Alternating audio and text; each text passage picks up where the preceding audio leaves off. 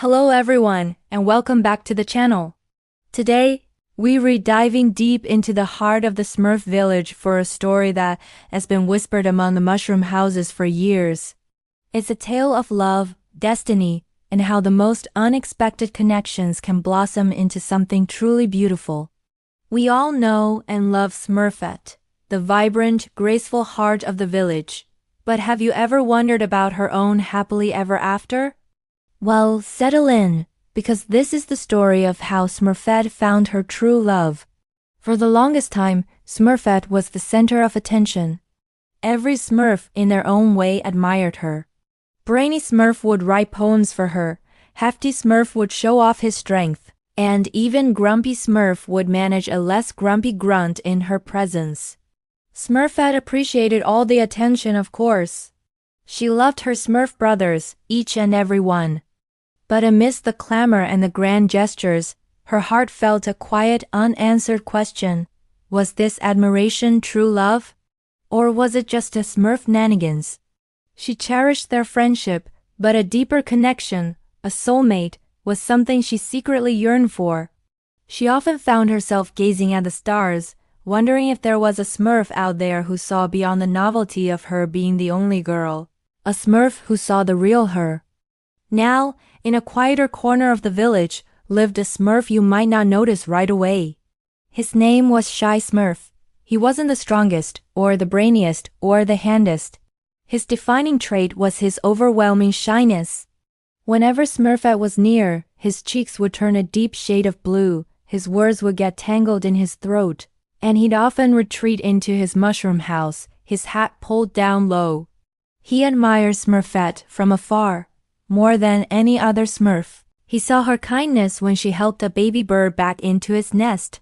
He noticed her intelligence when she solved one of Brainy's riddles before he could. He saw her courage when she stood up to Gargamel. But how could he ever tell her?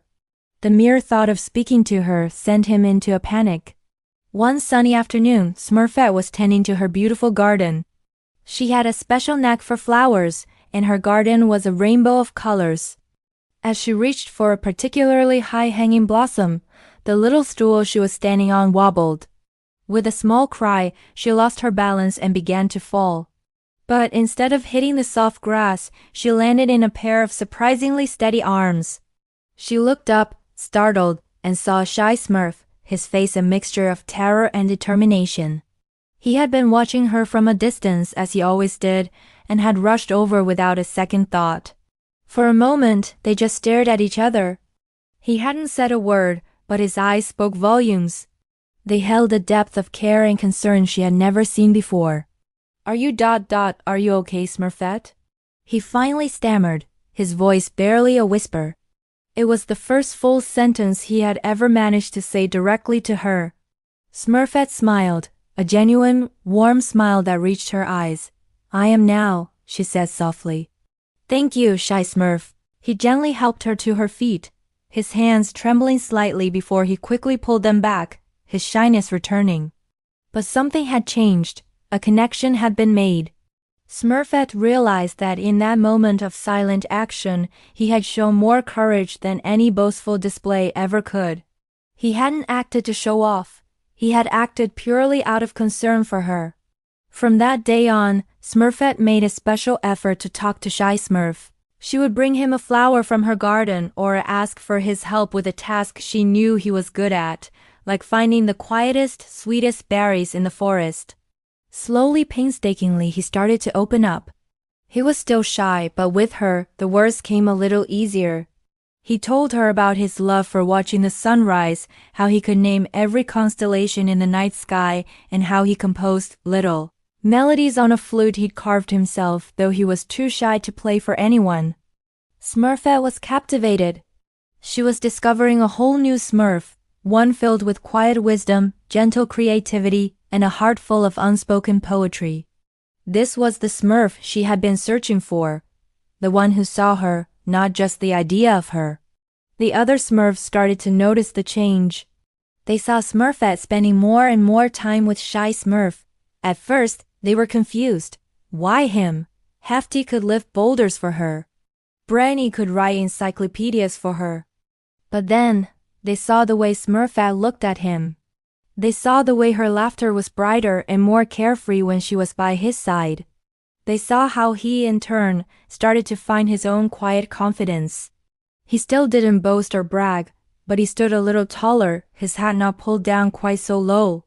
He even played his flute for her one evening, a beautiful haunting melody that echoed through the silent village and seemed to speak of all the feelings he could never put into words.